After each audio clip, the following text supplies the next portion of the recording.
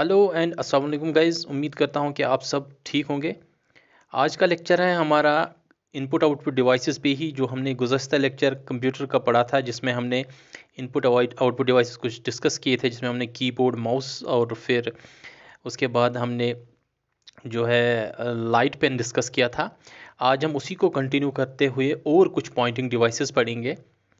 आज का lecture start करने से पहले मैं आपको बता दूं कि बहुत सारे बच्चे जो है स्ट्रेस में थे, जो है परेशान हो चल रहे थे कि सर हमारे लिए पोस्टर्स नहीं आ रहे हैं, हम जो प्रिपरेशन कर रहे हैं बहुत टाइम से, तो आगे क्या होगा। देखिए, और पोस्टर्स जो है वो एडवर्टीज़ हो चुके हैं, और भी आ जाएंगे पोस्टर्स। आप बिल्कुल जो है अपनी प्रिपरेशंस को कंटिन्यू रखें, डेडिकेशन के साथ पढ़ाई करते रहें।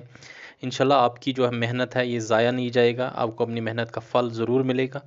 बस ये है कि अपना वक्त ज़ाया ना करें और डेडिकेशन के साथ पढ़ें। चलिए आज का लेक्चर स्टार्ट करते हैं। हम आज का जो पहला हम इनपुट डिवाइस पढ़ेंगे वो है जॉयस्टिक।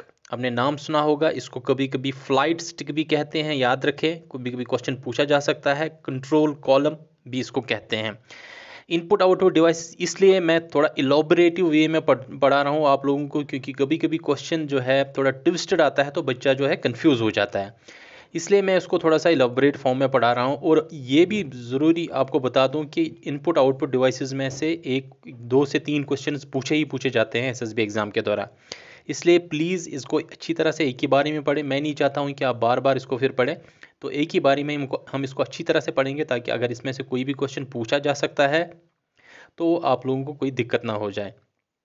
मेरे पढ़ाने का तरीका यही है कि मैं हमेशा लेवल 0 से स्टार्ट करता हूँ, स्क्रैच से स्टार्ट करता हूँ, ताकि किसी भी बच्चे को जो कंप्यूटर का नॉलेज जिसको ना हो, या जब मैं मैथमेटिक्स पढ़ा रहा हूँ तो जिसको मैथमेटिक्स का नॉलेज ना हो, तो उनको कोई दिक्कत का सामना ना करना पड़े। तो इसी को हम आगे बढ़ाते हुए आज हम पढ़ेंगे कुछ और इनपुट डिवाइसेस, जिसमें पहला इनपुट डिवाइस है जॉयस्टिक, जिसको कभी कभी फ्लाइट स्टिक भी कहते हैं या इसको कंट्रोल कॉलम भी कहते हैं। तीनों नामों से इसको पुकारते हैं।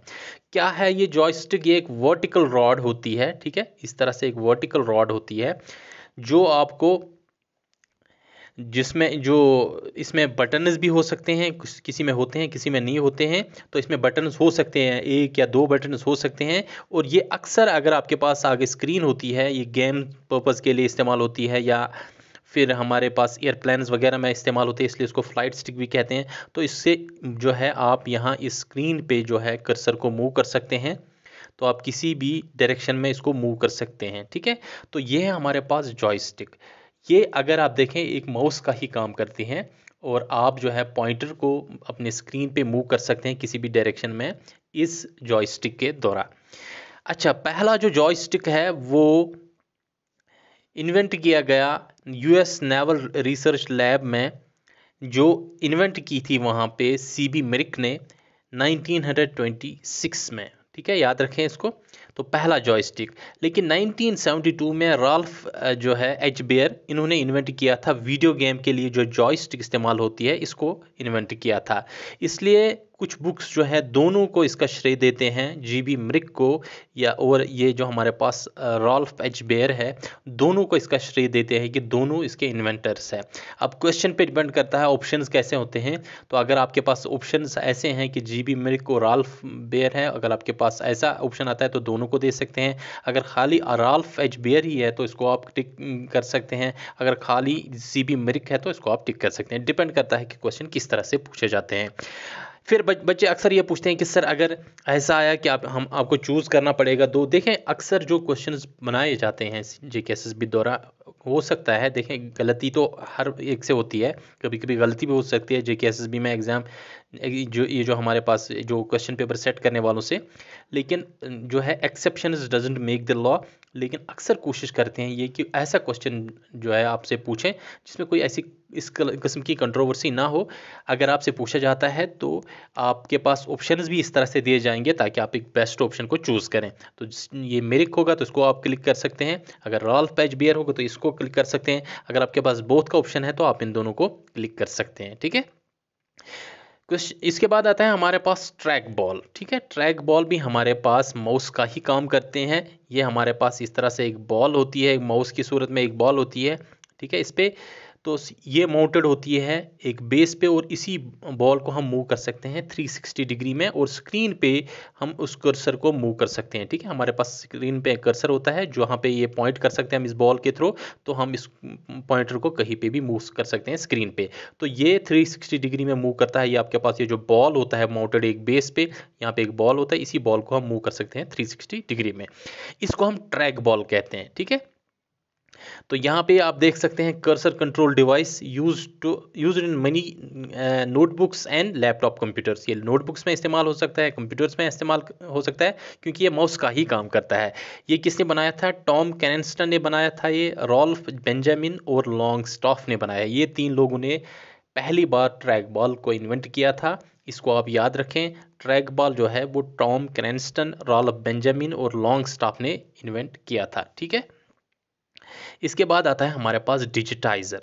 डिजिटाइज़र को कभी कभी ग्राफिक्स टैबलेट भी कहते हैं, कभी इसको पेन टैबलेट कहते हैं, कभी इसको डिजिटल आर्ट बोर्ड कहते हैं, ड्राइंग टैबलेट कहते हैं, या फिर डिजिटाइज़र टैबलेट भी कहते हैं।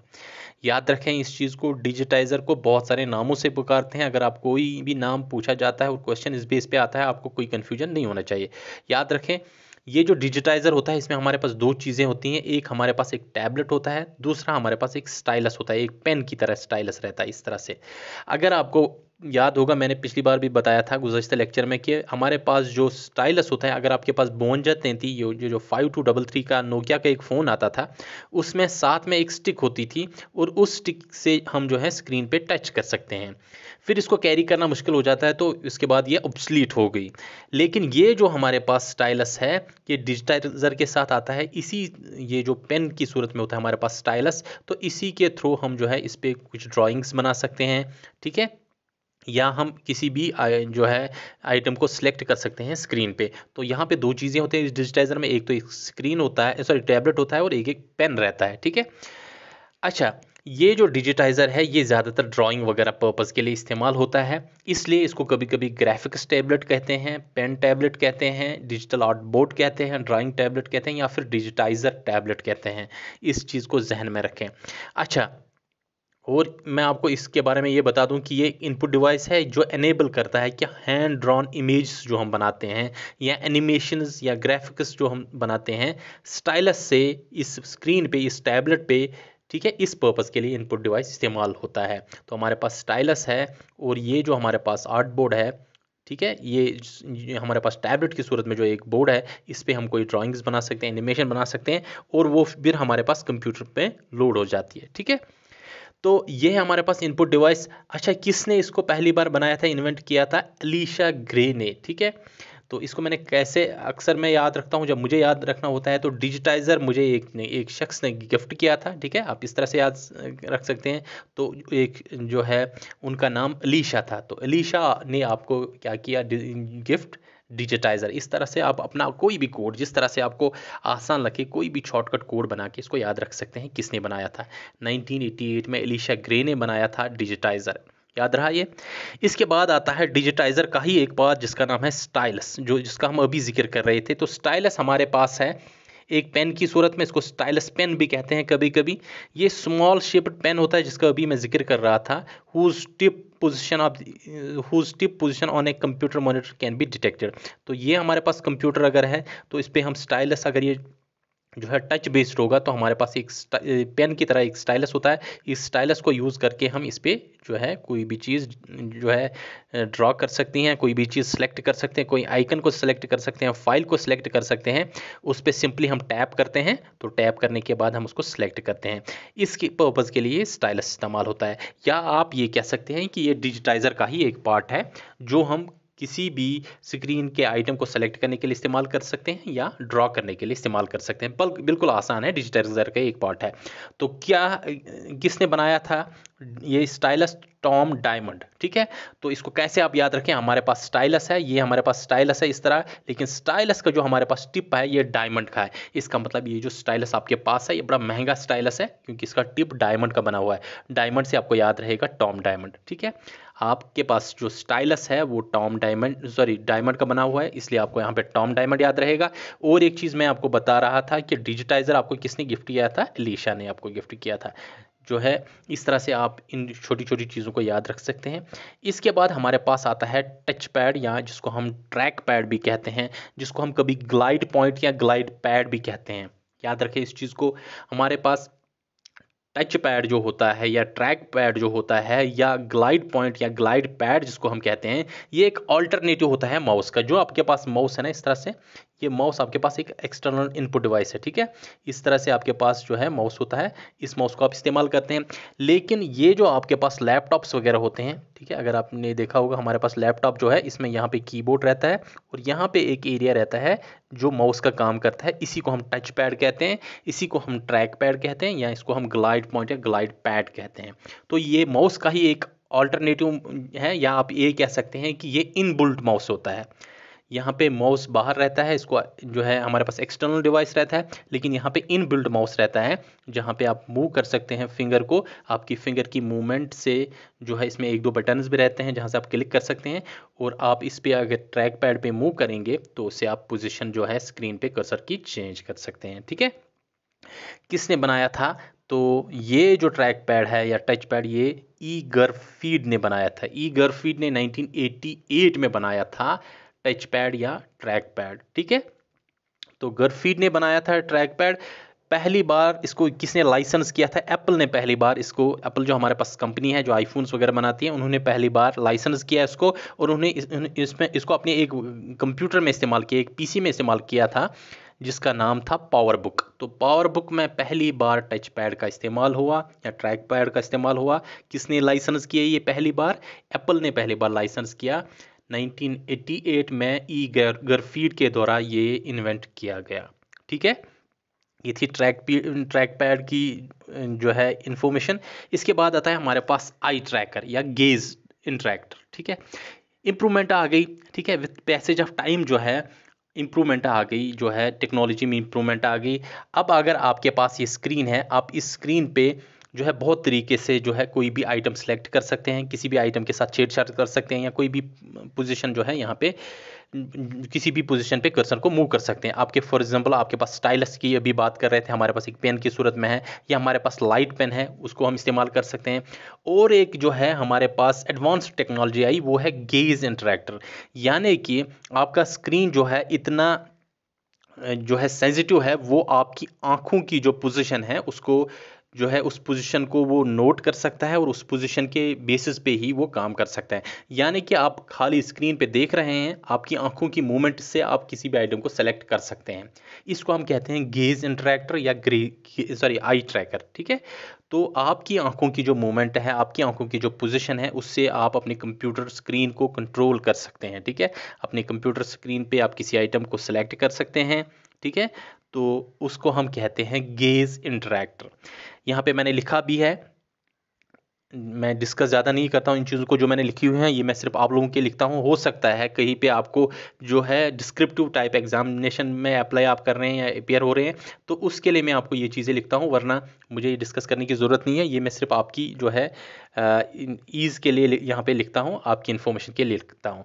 क्या करता है? Use to measure the eye position और मूवमेंट। आपकी आई पोजिशन और आपकी आई मूवमेंट को मेजर करता है, और उसी बेस पे जो डिसीजन लिए जाते हैं कंप्यूटर स्क्रीन पे। Can be use to control computer. किसको कंट्रोल करने के लिए? कंप्यूटर को कंट्रोल करने के लिए यूज होता है विदाउट टच, बिना टच के, ठीक है। जैसे आप लाइट पेन, आपके पास विदाउट टच आप इस लाइट पेन को इस्तेमाल कर सकते थे, वैसे ही आप जो है गेज इंट्रैक्टर या आई ट्रैकर को इस्तेमाल कर सकते हैं विदाउट टच, ठीक है।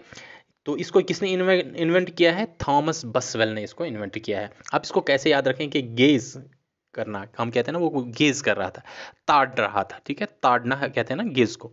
तो आप इस तरह से याद रख सकते हैं कि मैं बस में चढ़ा था, वहाँ पे एक शख्स मुझे ताड़ रहा था, गेज कर रहा था मेरी तरह, ठीक है। तो बस जो है इसके साथ आपको ये गेज इंटरैक्टर याद रहेगा। गेज इंटरैक्टर जो ही आप देखेंगे, या आई ट्रैकर जो ही आपको नज़र आ जाएगा, आई ट्रैकर तो गेज इंटरैक्टर आपको खुद ही याद रहेगा।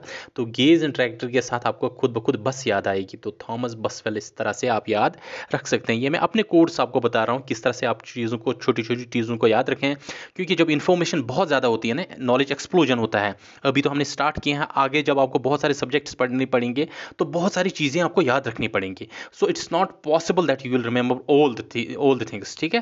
सो for that you have to make your own codes, आपने अपने कोड्स बनाने हैं, आपको जो है शॉर्टकट्स बनाने हैं, so that you can remember the things well, ठीक है। जो ही आपके पास जो ये कल पेपर आता है ना, तो आप उस चीज़ को देख के आपको वो चीज़ें याद आ जाती हैं। इसलिए मैं आपको ये बता रहा हूँ कि आप ये शॉर्टकट्स वगैरह बनाना सीखें अपनी तरह से, जो आपको अच्छा लगता है, बस याद रहना चाहिए। इसके बाद एक और इनपुट डिवाइस है हमारे पास, इंटरैक्टिव वाइट बोर्ड। बहुत ज़बरदस्त टेक्नोलॉजी है ये, एजुकेशन पर्पज़ के लिए हम इस्तेमाल करते हैं। ये है हमारे पास इंटरैक्टिव वाइट बोर्ड, जिसको हम कभी कभी स्मार्ट बोर्ड भी कहते हैं, कभी कभी इसको कोलैबोरेटिव वाइट बोर्ड भी कहते हैं, ठीक है। स्मार्ट बोर्ड भी इंटरैक्टिव वाइट बोर्ड को कहते हैं, या कभी कभी इसको कोलैबोरेटिव वाइट बोर्ड भी कहते हैं। इसके लिए एक सॉफ्टवेयर इस्तेमाल होता है जिसे हम स्मार्ट बोर्ड सॉफ्टवेयर कहते हैं, या कभी कभी उसको भी हम कोलैबोरेटिव सॉफ्टवेयर भी कहते हैं। याद रखें इन चीज़ों को जो मैं आपको बता रहा हूँ। कभी कभी कुछ चीज़ें जो मैंने नहीं लिखी हुई हैं, प्लीज़ आप अपने नोट्स में ज़रूर उन चीज़ों को इंक्लूड करें। और जो ही आप लेक्चर को फॉलो कर रहे हैं, प्लीज़, बहुत सारे बच्चे कह रहे हैं कि सर आपकी आवाज़ बहुत कम आ रही है। मैं ईयरफोन से ही आपके जो है लेक्चर्स को रिकॉर्ड कर रहा हूँ, मेरे पास भी माइक वगैरह नहीं है। मेरे पास एक माइक थी पुरानी, वो ख़राब हो चुकी है, लेकिन मैं कोशिश कर रहा हूँ कि अपनी जो है फुल वॉइस फुल वॉल्यूम पे आपको जो है लेक्चर आपका रिकॉर्ड करूँ। लेकिन अगर आप ईयरफोन्स का इस्तेमाल कर रहे हैं और अच्छी तरह से लेक्चर सुन रहे हैं, प्लीज़ मेक श्योर आप अपनी तरह से भी जो है नोट्स बनाएं, वो आपको याद रहेंगे कि सर ने जो कहा था वो चीज़ें आप अपनी तरह से नोट कर सकते हैं। और पेन और पेपर आपके सामने होना चाहिए जो ही आप मेरा लेक्चर देख रहे हैं। तो किसकी बात कर रहे थे हम? इंटरैक्टिव वाइट बोर्ड, जिसको हम स्मार्ट बोर्ड भी कहते हैं, जिसको हम कोलैबोरेटिव वाइट बोर्ड भी कहते हैं। इनके लिए जो सॉफ्टवेयर इस्तेमाल होते हैं, उसको हम स्मार्ट सॉफ्टवेयर या कोलैबोरेटिव सॉफ्टवेयर भी कहते हैं। ये एक इंटरैक्टिव डिस्प्ले होता है, एक स्क्रीन होता है, ठीक है। इस तरह से हमारे पास, जैसे हमारे पास नॉर्मल बोर्ड होता है ना, वहाँ पे हम चॉक का इस्तेमाल करते हैं। आज तो हम जो है मार्कर वगैरह का इस्तेमाल करते हैं, ठीक है। तो इसमें, लेकिन ये हमारे पास जो इंटरैक्टिव वाइट बोर्ड है, ये हमारे पास डिजिटल बोर्ड है, डिजिटल फॉर्म में बोर्ड होता है। इसमें हम आइटम्स को, हमारे पास इनबिल्ट हमारे इसमें ये सॉफ्टवेयर होता है इसमें, तो इसमें हम चीज़ों को सेलेक्ट कर सकते हैं। आप पेन को सेलेक्ट कर सकते हैं, आप कलर को सेलेक्ट कर सकते हैं। उसके बाद आपको इरेज करने के लिए यहाँ पे जो है आपके पास टूल्स होते हैं, उस पर आप क्लिक करके सारा डेटा यहाँ से इरेज हो जाता है, आपके पास फिर से ब्लैंक स्क्रीन बन जाता है। तो ये है आपके पास डिजिटल बोर्ड, जो आपके एजुकेशन पर्पज़ के लिए इस्तेमाल होता है। या पहले जब डिजिटल बोर्ड आया था, ये ज़्यादातर इस्तेमाल होता था कंपनीज़ में, ठीक है। ये ज़्यादातर जो है बिजनेस पर्पज़ के लिए इस्तेमाल होता है। आजकल ये एजुकेशनल पर्पज़ के लिए इस्तेमाल होता है। बहुत ज़बरदस्त जो है इन्वेंशन है। Large interactive display board that allows the users from various locations to interact visually in real time. आप रियल टाइम में इसके साथ इंटरैक्ट कर सकते हैं। जैसे मैंने अभी कहा, आप इस पर लिख सकते हैं रियल टाइम में, आप उसको रब कर सकते हैं, ये चीज़ आप इसमें कर सकते हैं। तो ये एक बोर्ड की तरह ही होता है, वाइट बोर्ड की तरह है, लेकिन ये इंटरैक्टिव है या डिजिटल बोर्ड, वाइट बोर्ड है ये। अच्छा, पहली बार ये ज़ेरॉक्स पार्क ने बनाया था 1990 में, लेकिन ये उतना एडवांस नहीं था। सक्सेसफुल हमारे पास जो बना वो इन दो लोगों के द्वारा बना था, वो है David Martin and Nancy Colton, ठीक है। नैन्सी नोल्टन और डेविड मार्टिन जो है, इन्होंने 1991 में बनाया था इंटरैक्टिव वाइट बोर्ड। मैं ये चीज़ें भी आप लोगों को इसलिए बता रहा हूँ, हो सकता है कभी कभी आपके ऑप्शंस में ये चीज़ें हो तो आप उसको सेलेक्ट कर सकते हैं, लेकिन more appropriate answer is David Martin and Knowlton है, नैन्सी नोल्टन, जिस तरह से आप इसको प्रोनाउंस करना चाहें, तो ये नाउन है आपके पास। 1991 में इनकी एक कंपनी भी वजूद में आई जिसे हम कहते हैं स्मार्ट टेक्नोलॉजी कंपनी। अब आप सोचेंगे सर आप हमारे लिए चीज़ें बढ़ा रहे हैं, आप हमारे लिए मुश्किलें ज़्यादा पैदा कर रहे हैं। मैं मुश्किलें नहीं बढ़ा रहा हूँ, मैं आपके लिए चीज़ों को आसान कर रहा हूँ। देखें, अगर आपके ऑप्शंस में ये आता है कि पहली बार इंटरैक्टिव वाइट बोर्ड किसने बनाया था, अगर वहाँ पे ये ऑप्शन होगा स्मार्ट टेक्नोलॉजी कंपनी, तो आप इसको भी टिक कर सकते हैं, क्योंकि ये कंपनी इन्होंने ही बनाई थी। इसके बाद इंटरैक्टिव वाइट बोर्ड बनाने के बाद इन्होंने ये कंपनी बनाई थी, स्मार्ट टेक्नोलॉजी कंपनी। कभी कभी ये भी कहा जाता है कि इंटरैक्टिव वाइट बोर्ड किस कंपनी का है? Smart technology company.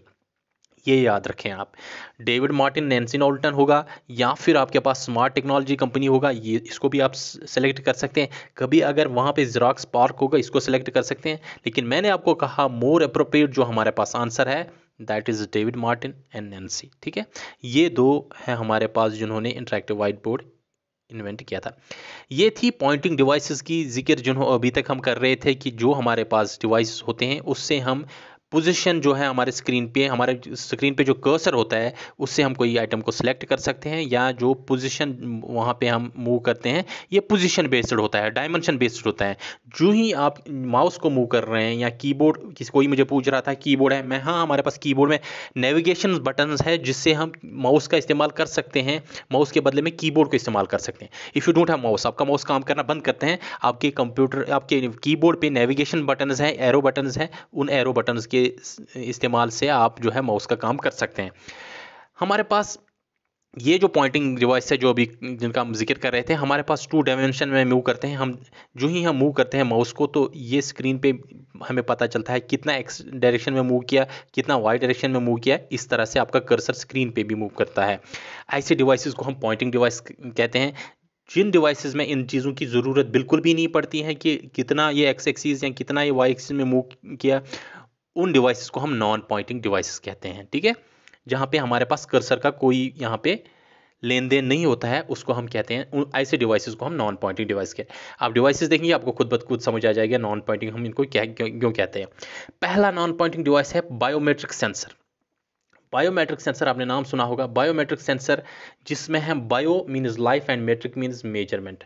तो लाइफ मेजरिंग जो हमारे पास ट्रेट्स है, हमारे पास लाइफ मेजरिंग जो कैरेक्टरिस्टिक्स है, जैसे हमारे पास फिंगरप्रिंट है, हमारे पास रेटिना का जो है आई का रेटिना जो है, उसके बाद हमारे पास इरिस का जो हमारे पास इसका जो डिज़ाइन होता है, इसके अलावा भी हमारे पास बहुत सारे ऐसे, या फेशियल रिकग्निशन जो है हमारे पास, ये हमारे पास कुछ ऐसे ट्रेड्स हैं ना जो यूनिक होते हैं हर एक किसी में। ठीक है, इनको हम यूज़ कर सकते हैं आइडेंटिफिकेशन पर्पज़ के लिए। ऐसे डिवाइसेस जिनको हम यूज़ करेंगे आइडेंटिफिकेशन पर्पज़ के लिए, उन्हें हम कहते हैं बायोमेट्रिक। ठीक है, बायोमेट्रिक कैरेक्टरिस्टिक्स। और जो डिवाइसेस इनको जो है आइडेंटिफाई करते हैं, जो डिवाइसेस इनको जो है मेजर करते हैं, ऐसे डिवाइसेस को हम कहते हैं बायोमेट्रिक सेंसर्स। डेफिनेशन से आपको खुद पता चलेगा। Identification and authentication device used to collect measurable biological characteristics from human beings. ऐसे डिवाइसेस जो लाइफ मेजरिंग कैरेक्टरिस्टिक्स या लाइफ मेजरिंग ट्रेट्स जो है एक ह्यूमन बीइंग से लेते हैं और उसको जो है एनालाइज किया जाता है, ऐसे डिवाइसेस को हम कहते हैं बायोमेट्रिक सेंसर्स। जैसे आप आधार कार्ड जो है आप जब आपने बनानी होती हैं, तो आप जाते हैं अपना फिंगरप्रिंट देते हैं, आपका फिंगरप्रिंट यूनिक होता है, तो वो आपका आइडेंटिफिकेशन मार्क है या ऑथेंटिकेशन मार्क है। तो इसको हम बायोमेट्रिक सेंसर कहते हैं। या फेस रिकग्निशन होती है कहीं पे, वहाँ पे भी हम, या आपका जो है रेटिना का जो आपका रहता है डिज़ाइन वो अलग अलग रहता है, इरिस का डिज़ाइन वो अलग अलग रहता है, तो उनको भी हम बायोमेट्रिक सेंसर के द्वारा जो है मेजर कर सकते हैं और इस्तेमाल कर सकते हैं आइडेंटिफिकेशन पर्पज़ के लिए। क्लियर? तो पहली बार जिस शख्स ने इसका ईजाद किया बायोमेट्रिक सेंसर का, वो थे अल्फोंसी बर्टलन। अल्फोंसी बर्टलन ने पहली बार इसको जो है वजूद में लाया। अगर आपसे पूछा जाए कि इंडिया में कौन थे वो शख्स, इंडिया में थे अजीज़ुल हक, जिन्होंने पहली इंडेक्स फिंगरप्रिंटिंग को यहाँ पे इन्वेंट किया था। इंडेक्सिंग ऑफ फिंगरप्रिंट्स जो है हमारे पास, जो जिसका भी मैं जिक्र कर रहा था, इंडिया में इसको पहली बार इंट्रोड्यूस किया था अजीज़ुल हक ने। लेकिन अगर आपको बायोमेट्रिक सेंसर का पूछ रहे हैं तो अल्फोंसी बर्टलन जो है ओवरऑल इनको माना जाता है कि इन्होंने ही इन्वेंट किया था बायोमेट्रिक सेंसर। क्लियर है चीज़ें यहाँ तक? कहीं पे कोई दिक्कत तो नहीं है? हाँ या तो ना हाँ या ना कह दीजिए ताकि मुझे क्लियर हो जाए। ठीक है, मैं सुन रहा हूँ आप लोगों को। इसके बाद है हमारे पास स्कैनर।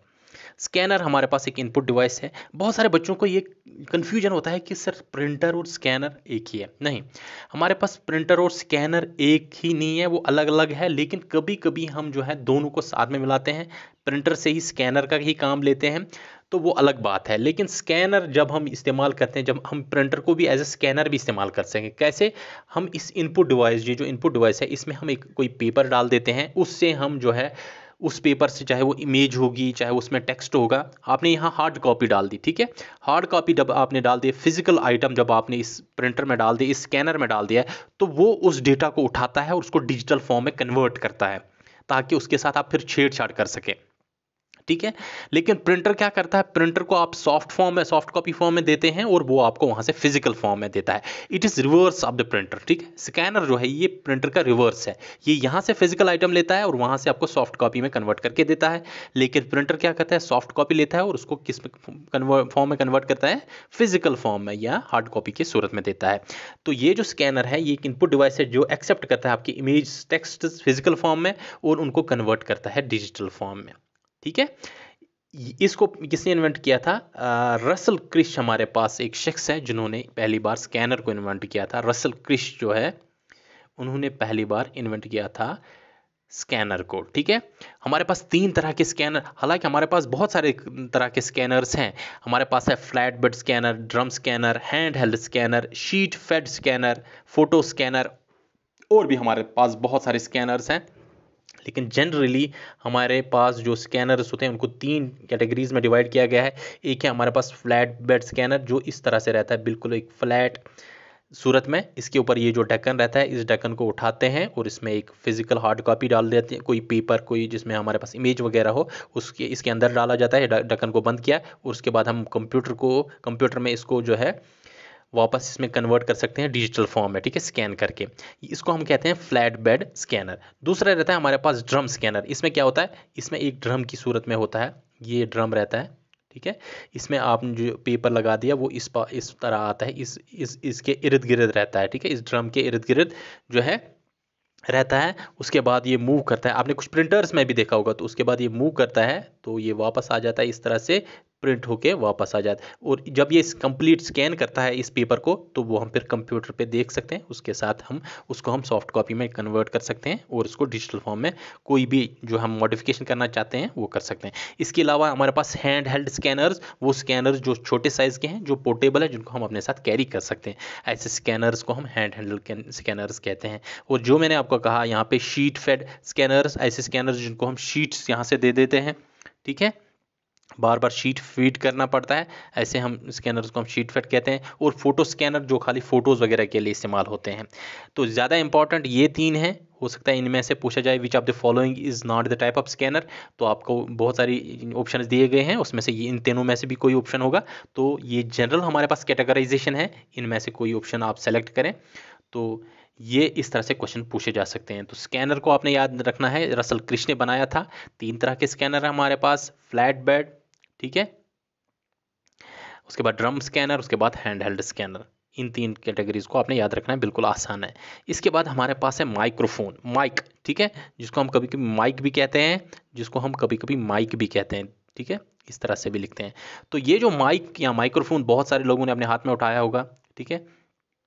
मॉर्निंग असेंबली वगैरह पे जब आप खड़े होते हैं या कहीं पे आप सेमिनार वगैरह में खड़े होते हैं तो वहाँ पे आप माइक हाथ में पकड़ते हैं, वो हमारे पास एक इनपुट डिवाइस है, ठीक है। आपकी वॉइस यहाँ से जाती है, वो माइक्रोफोन आपकी वॉइस को खींचता है और उसको कन्वर्ट करता है इलेक्ट्रिक सिग्नल में। उसके बाद उस इलेक्ट्रिक सिग्नल में उसको जो है एम्पलीफाई किया जाता है और स्पीकर के द्वारा उसको आउटपुट दिया जाता है ऑडियंस को, ठीक है। फॉर एग्जाम्पल एक गाना गा रहे हैं विदाउट माइक, तो ऑडियंस को सुनाई नहीं दे रहा है। लेकिन आप जब गाना गा रहे हैं, ठीक है, ये आपके पास माइक्रोफोन है, आप इसके सामने गाना गा रहे हैं, ठीक है। तो जब आप यहाँ पे गाना गा रहे हैं, ये जो आपकी वॉइस है जो यहाँ से गई, तो ये कन्वर्ट हो जाती है, ठीक है। हमारे पास एनालॉग डिजिटल कन्वर्टर्स होते हैं, ट्रांसड्यूसर्स होते हैं, जो इस वॉइस को कन्वर्ट करते हैं इलेक्ट्रिक सिग्नल में और उसके बाद एनहेंस किया जाता है इसको एम्पलीफायर के द्वारा और स्पीकर्स पे यहाँ पे आवाज़ आ जाती है बाहर, ठीक है, जो ऑडियंस सुन पाती है। तो हमारे पास जो माइक है एक इनपुट डिवाइस है, ठीक है, that sends audio signal to the computer via an audio interface. जो ट्रांसड्यूसर की बात कर रहा था मैं, यानी कि ऑडियो को जो रिकॉग्नाइज करें ऐसे डिवाइस इस्तेमाल होते हैं, इसमें ट्रांसड्यूसर्स इस्तेमाल होते हैं, एनालॉग टू डिजिटल कन्वर्टर्स इस्तेमाल होते हैं। उसके जो है इतनी डेप्थ में नहीं जाना है आपने, बस ये याद रखना है कि माइक हमारे पास इनपुट डिवाइस है जो ऑडियो सिग्नल को कन्वर्ट करता है इलेक्ट्रिक सिग्नल में, उसके बाद एम्पलीफाई किया जाता है उस वॉइस को, ठीक है। किसने बनाया था, इमाइल बर्लिनियर ने बनाया था। इमाइल बर्लिनियर ने 1876 में माइक को बनाया था। मैं इसको किस तरह से याद रखता हूँ, माइक यानी कि माइक्रोफोन जब आपके हाथ में आते हैं तो पहली जो आपने जब ऑडियंस को अपने इम्प्रेस करना है ना, मैं अक्सर जब बच्चों को मैं पहले पहल जो है बच्चों को कम्युनिकेशन स्किल्स के लिए हेल्प करता था कि इस तरह से आप जो है जब आप सामने आते हैं ना कहीं पे कुछ बोलने के लिए सेमिनार में या किसी और फंक्शन वगैरह में, तो या कॉन्फ्रेंसेस में, तो वहाँ पे आप जो है माइक्रोफोन लेके आपने जो है घबराना नहीं है। सबसे पहले जो है आपने स्माइल करना है, ऑडियंस को जो है ऑडियंस के साथ जो है इंटरेक्ट करना है, आंखों में आंखें मिला के उन लोगों से देखना है, और उसके बाद स्माइल करके अपना जो है आपका जो जो भी लेक्चर है, जो भी टॉपिक है, जिस चीज़ पे आप बोलना चाहते हैं, तो उसको वो स्टार्ट कर लीजिए। तो जो ही आप माइक्रोफोन हाथ में लेंगे तो उसके बाद थोड़ा सा स्माइल कर लीजिए। इमाइल और स्माइल थोड़ा सा होमोफोनिक है, दोनों सेम आवाज़ के हैं, तो इमाइल से आपको स्माइल याद आ जाएगा। ठीक है, तो माइक्रोफोन किसने बनाया था? इमाइल बर्लिनियर ने। तो माइक हाथ में आ गई, स्माइल आ गई भाई आपके चेहरे पे, तो इमाइल बर्लिनियर आप इस तरह से याद रख सकते हैं। कभी कभी आपको लग रहा होगा कि सर ये तो बचपना है, किस तरह से आप कह रहे हैं, लेकिन चीज़ों को याद रखना होगा जनाब, आपके पास कोई ऑल्टरनेटिव नहीं है। कल जो आपके पास ऑप्शंस आ जाएंगे, you won't be left with any option than selecting the correct option, तो आपके पास इस तरह से याद आ सकती हैं। मेरी बातें आपको याद रहेंगी इंशाल्लाह। मुझे पता है कि मैं ये टिडबिट्स इसलिए आप लोगों को दे रहा हूँ ताकि आप लोगों को ये चीज़ें याद रहें। पढ़ने के बाद, मेहनत करने के बाद आपको कल ये चीज़ें ना भूलें, इसलिए ये शॉर्टकट सबको बता रहा हूँ। पसंद आए तो रख लेना, नहीं पसंद आए तो अपने बना लेना। ठीक है, इसके बाद है हमारे पास बारकोड रीडर, जिसको हम कभी कभी बारकोड स्कैनर भी कहते हैं, और इसकी अक्का यानी कि also known as it's also known as, इसको कभी कभी प्राइस स्कैनर भी कहते हैं, पॉइंट ऑफ सेल स्कैनर यानी कि पीओएस। ठीक है, पॉइंट ऑफ सेल स्कैनर भी कहते हैं इसको, कभी कभी यूनिवर्सल प्रोडक्ट कोड भी कहते हैं। ठीक है, ये जो हमारे पास बार कोड है इसको कभी कभी यूनिवर्सल प्रोडक्ट कोड स्कैनर भी कहते हैं। यहाँ पे स्कैनर लिखना मैं भूल गया, स्कैनर भी कहते हैं। ठीक है, यूनिवर्सल प्रोडक्ट कोड स्कैनर, ये इसके बहुत सारे नाम हैं बार कोड के। क्या होता है, आपने देखा होगा जब भी आपके पास बुक होती है कोई, या कोई मेडिसिन होता है, उसमें हमारे पास इस तरह से बार्स होती हैं। ठीक है, तो ये हमारे पास एक बार कोड होता है, इससे हम डीकोड कर सकते हैं बहुत सारी इन्फॉर्मेशन। क्या क्या डीकोड कर सकते हैं मैं बता दूंगा आपको। इससे हम प्राइस डीकोड कर सकते हैं, इसका वेट कितना है प्रोडक्ट का, डेट ऑफ मैन्युफैक्चरिंग क्या है, डेट ऑफ एक्सपायरी क्या है, नेम ऑफ द मैन्युफैक्चरर क्या है, और भी बहुत सारी चीज़ें इससे डीकोड कर सकते हैं। हमारे पास एक बार कोड रीडर होता है, उससे हम जो है डीकोड कर सकते हैं। अगर आप मार्ट्स वगैरह या हमारे पास जो बड़े बड़े मॉल्स होते हैं, वहाँ पे हम जब चीज़ें खरीदते हैं तो उसके बाद वो बार बार जो है चीज़ों का एमआरपी वगैरह नहीं देते हैं, उनके पास एक बारकोड रीडर होता है। वो बारकोड जो है रीडर इस्तेमाल करते हैं इसी बारकोड को रीड करने के लिए, उसके बाद आपकी खुद ब खुद जो है बिल में ऐड हो जाता है, फाइनली आपको बिल दिया जाता है, अगर आप लोगों ने देखा होगा। तो वही बारकोड रीडर जो है इस्तेमाल होता है बारकोड इन्फॉर्मेशन, ये कोडेड इन्फॉर्मेशन होती है, उसको रीड करने के लिए। ये एक ऑप्टिकल रीडर है, इसको यूज़ किया जाता है बारकोड को रीड करने के लिए, उसको डीकोड करने के लिए। बहुत सारे नाम है, प्राइस स्कैनर है, पॉइंट ऑफ सेल स्कैनर है, यूनिवर्सल प्रोडक्ट कोड स्कैनर है इसका नाम।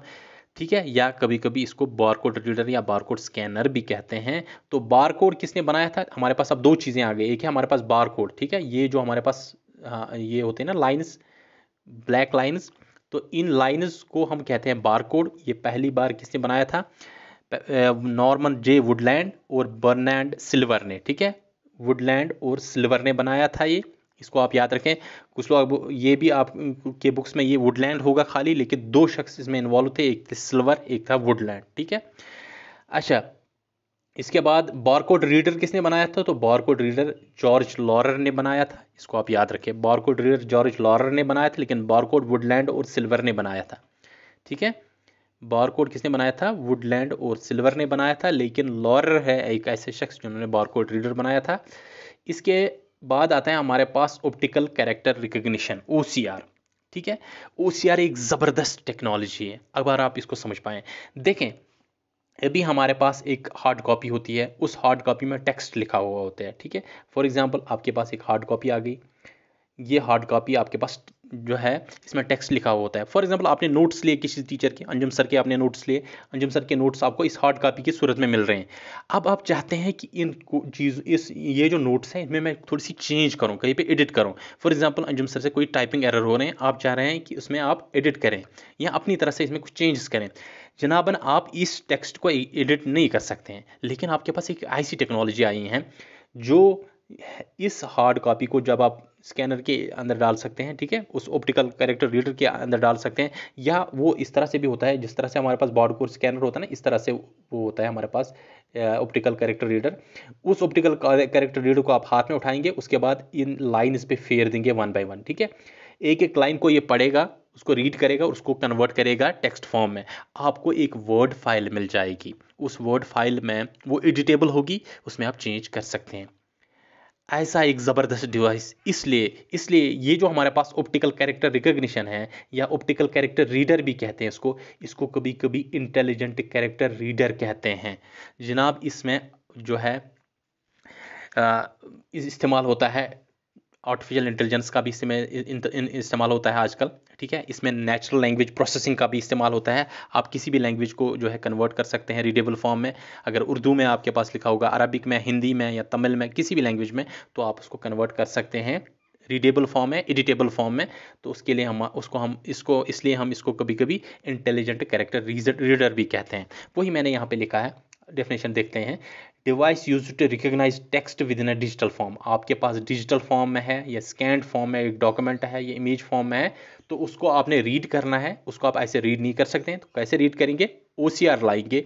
हमारे पास एक OCR डिवाइस है, इसको लाएंगे, इसको रखेंगे हम शीट के ऊपर, तो लाइन बाय लाइन इसको रीड कर सकते हैं और उसको कन्वर्ट करेंगे एडिटेबल फॉर्म में। तो किस हस्ती ने इसका ईजाद किया? वो है रे क्रूजविल। रे क्रूजविल ने इसको पहली बार इन्वेंट किया है, ऑप्टिकल कैरेक्टर रिकग्निशन या ऑप्टिकल कैरेक्टर रीडर, ठीक है। तो ये हमारे पास ऑप्टिक्स के साथ रे जुड़ा हुआ है, इसलिए आप ऑप्टिकल कैरेक्टर रीडर को रे के साथ यहाँ रे क्रूजविल को याद रख सकते हैं, ठीक है। इसके बाद आता है हमारे पास इसी से जुड़ी हुई एक और जो हमारे पास इनपुट डिवाइस है, वो है ऑप्टिकल मार्क रिकग्निशन या ऑप्टिकल मार्क रीडर। आपने देखा होगा वो जब हम एग्जामिनेशन में जाते हैं, कम्पिटिटिव एग्जामिनेशन में, वहाँ पे आपके पास ऐसे होता है, क्वेश्चन नंबर होता है, ठीक है। फिर आपके पास 4 सर्कल्स होते हैं, आप एक सर्कल को डार्क करते हैं, ठीक है, मार्क करते हैं एक सर्कल को, तो फिर आप सबमिट कर देते हैं अपना पेपर। लेकिन ये यहाँ से कहाँ जाता है, अगर इसको मैनुअली जो है चेक किया जाएगा तो बहुत टाइम, लाखों जो है बच्चे भी SSB का एग्ज़ाम दे रहे हैं या SSC के, तो उसमें जो है करोड़ों बच्चे अपीयर होते हैं, तो वहाँ उनको हर एक पेपर को चेक करना मैनुअली बहुत ज़्यादा टाइम कंज्यूमिंग है, और दैट्स नॉट पॉसिबल, और उसमें बहुत ज़्यादा टाइम लगेगा, ठीक है। अब क्या किया जाता है, ये कंप्यूटर के द्वारा इसको जो है पेपर को चेक किया जा रहा है, ताकि इसमें कोई भी पार्शलिटी ना हो, कल ये ना कहा जाए कि किसी के साथ गड़बड़ हो गई है। तो इसलिए क्या किया जाता है, ऑप्टिकल मार्क रीडर को लाया जाता है, उससे उसको स्कैन किया, यानी कि इस जो हमारे पास पेपर है, इसमें ऑप्टिकल मार्क रिकग्निशन रीडर के द्वारा उस पेपर को रीड किया जाता है, ठीक है। जब उसको रीड किया जाता है, ये ऑटोमेटिकली देखता है कि किस चीज़ पे मार्क है, तो उस मार्क को रिकॉग्नाइज किया जाता है। फिर जो है कंपेयर किया जाता है, क्या ये करेक्ट आंसर है या नहीं है, तो उसके बाद आपके जो फाइनल मार्क्स हैं वो कैलकुलेट किए जाते हैं। डेफिनेशन देख लेते हैं एक बार। OMR is a device that reads the information that people mark on surveys, tests और other paper documents। जो people mark करते हैं ना, उन मार्क्स को ये रिकॉग्नाइज करता है OMR, तो उसके बाद आपको जो है रिजल्ट दिए जाते हैं। अच्छा, अब आप याद रखें, पहली बार माइकल सुकोल्स्की, ठीक है, सुकोल्स्की पोलिश एक साइंटिस्ट है जिन्होंने ये बनाया था 1926 में। लेकिन याद रखें, फ्रैंकलिन लिंडक्विस्ट 1960 में, ये एक हमारे पास फुल फ्लेज्ड OMR था, ठीक है। ये उतना सक्सेसफुल नहीं रहा, इसलिए ज़्यादा श्रेय जो दिया जाता है फ्रैंकलिन लिंडक्विस्ट, ठीक है। अगर आपके पास ऑप्शंस होंगे तो वहाँ पे ये दोनों ऑप्शन साथ में होंगे, तो आप जो है इसको सेलेक्ट करेंगे। मैंने डबल हैश यहाँ पे लगाया हुआ है, तो मोस्ट इम्पॉर्टेंट मैं ये भी साथ रख रहा हूँ, इसलिए क्योंकि हो सकता है आपके पास ऑप्शंस हो और वहाँ पे ये हो ये ना हो, तो वहाँ पे आप इसको क्लिक कर सकते हैं, इसको टिक कर सकते हैं। लेकिन अगर दोनों साथ में होंगे, then you will select the Franklin Lindquist 1964। It was the successful OMR reader, ठीक है।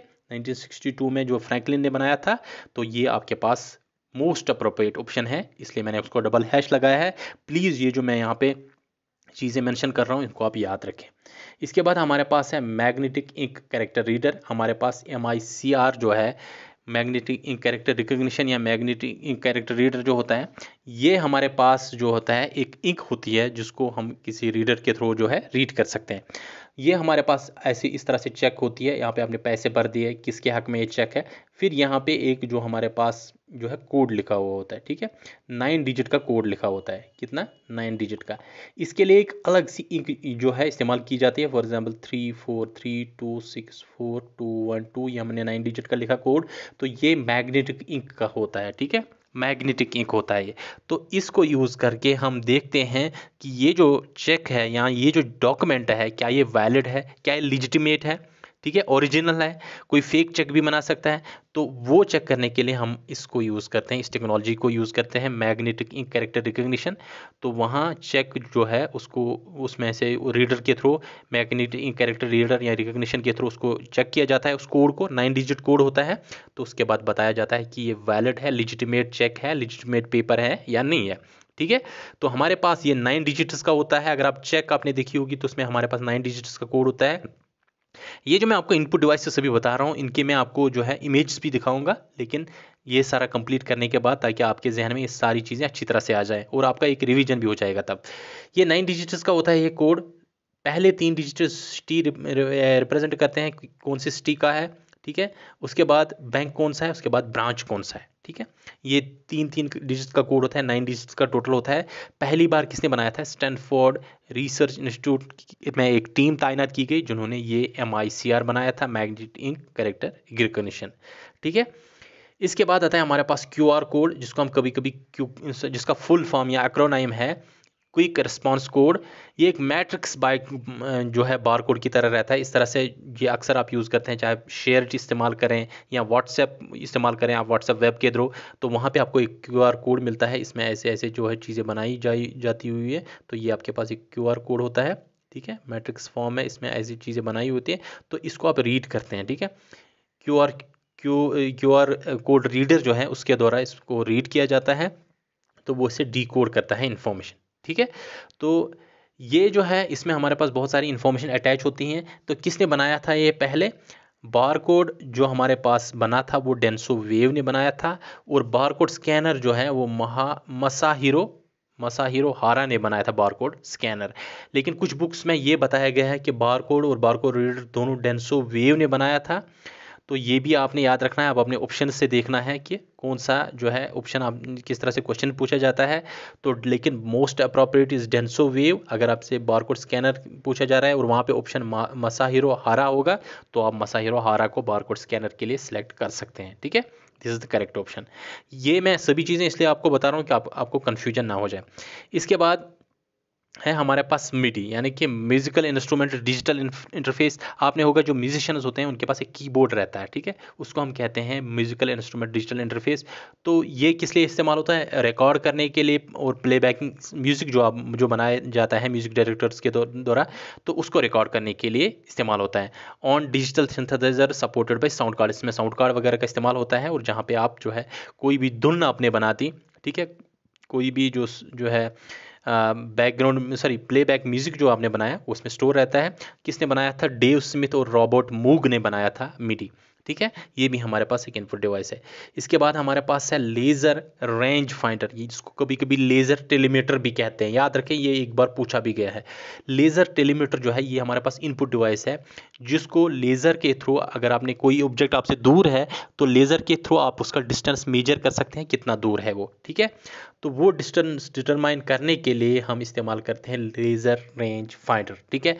जॉन डी मेयर्स ने पहली बार बनाया था लेज़र रेंज फाइंडर, इसको याद रखना है। इसके बाद है हमारे पास रिमोट कंट्रोल, जो आपको पता है जो अपने टीवी वगैरह में इस्तेमाल करते हैं, तो ये निकोला टेस्ला ने बनाया था, ये भी हमारे पास इनपुट डिवाइस है, ठीक है। इसके अलावा हमारे पास वेब कैम है, जो जब आप किसी को वीडियो कॉल करते हैं तो आपके जो है सिस्टम का कैमरा ओपन हो जाता है, उसको हम वेब कैम कहते हैं, जो हम वेब पर्पज़ के लिए इस्तेमाल करते हैं, ठीक है। हमारे पास फ़ोन में जो कैमरा होता है उसको हम मैनुअल पर्पज़ के लिए भी इस्तेमाल कर सकते हैं, और वेब पर्पज़ के लिए जैसे हम व्हाट्सएप कॉल करते हैं, ईमो पे कॉल, हमारे पास जो और भी है टेलीग्राम वगैरह पे जब आप कॉल करते हैं तो उसको हम वेब कैम मतलब कह सकते हैं। तो दो लोगों ने बनाया था इसने, पॉल जेडल्स्काई ने और स्टैनफोर्ड फ्रेजर ने, ठीक है। पॉल और फ्रेजर ने बनाया था वेब कैम, इसको आप याद रखें। तो ये थे हमारे पास कुछ नॉन पॉइंटिंग डिवाइस। इसके बाद हम पढ़ेंगे कुछ ड्यूअल डिवाइसेस के बारे में, और साथ ही साथ हम आखिरी लेक्चर होगा जिसमें हम ये डुअल डिवाइसेस और आउटपुट डिवाइसेस दोनों को कवर करेंगे। उसके बाद हमारा इनपुट और आउटपुट डिवाइसेस क्लियर हो जाएगा। उसके बाद हम कुछ एमसीक्यूज़ लाएंगे जहाँ पे आप लोगों को जो है बाकी जो रही हुई चीज़ें हैं वो एमसीक्यू के द्वारा आप लोगों को क्लियर हो जाएंगे। ठीक है, चलिए आज का लेक्चर जो है यहीं पे कंप्लीट करते हैं। थोड़ा सा लेंथी हुआ लेक्चर, उसके लिए मैं माजरत खाऊँ, लेकिन मैंने सोचा था ये चीज़ें कंप्लीट हो जाएं आज। आप लोगों से ये भी गुजारिश है कि प्लीज़ और प्लीज़ अपने दोस्तों के साथ शेयर करें लेक्चर को। अगर आपको मेरा लेक्चर पसंद आए तो प्लीज़ कमेंट सेक्शन में ज़रूर मेंशन कर लिएगा और अपने दोस्तों के साथ शेयर करिएगा और उनसे कहिएगा कि सब्सक्राइब करें और बेल आइकन को प्रेस करें ताकि उनको हमारे लेक्चर की नोटिफिकेशन मिल जाए। कुछ लोगों ने ये भी कहा था पिछले लेक्चर में, सर जो है ये जो हमारे पास सब्सक्राइबर्स हैं आहिस्ता आहिस्ता बढ़ जाएंगे। देखिए आप लोगों बिल्कुल जो है सतर्क रहें। आजकल व्लॉगर्स बहुत चल रहे हैं हमारे जम्मू एंड कश्मीर में, जो भी एरा घेरा आ रहा है तो व्लॉगर बन रहा है। ऐसा ना हो जाए कि मैं भी व्लॉगर बन जाऊँ और 2-3 दिन में मेरे सब्सक्राइबर बहुत ज़्यादा बढ़ जाएँ। ठीक है, नहीं ये तो मजाक की बात है, लेकिन आप लोगों से ये गुजारिश है कि अपने दोस्तों के साथ भी ज़रूर शेयर करें। ठीक है, चलिए यहीं से आप लोगों से इजाज़त लेता हूँ। अपना ख्याल रखें, अपने पेरेंट्स का ख्याल रखें और निराश बिल्कुल ना हो जाए। लाइफ को एंजॉय करें, पढ़ाई अच्छी तरह से करें और ध्यान दें कि आपने जो गोल सेट किया हुआ है वो गोल इंशाल्लाह आपको मिल जाएगा। बस डेडिकेशन के साथ पढ़ना है और लाइफ को जो है अच्छी तरह से एंजॉय करना है। जो है थोड़ा सा आप घूमिए भी, अपने दोस्तों के साथ भी टाइम स्पेंड करिए, लेकिन पढ़ाई भी अच्छी तरह से ध्यान से कर लिए। चलिए इजाज़त लेते हैं आप लोगों से। अल्लाह हाफिज़।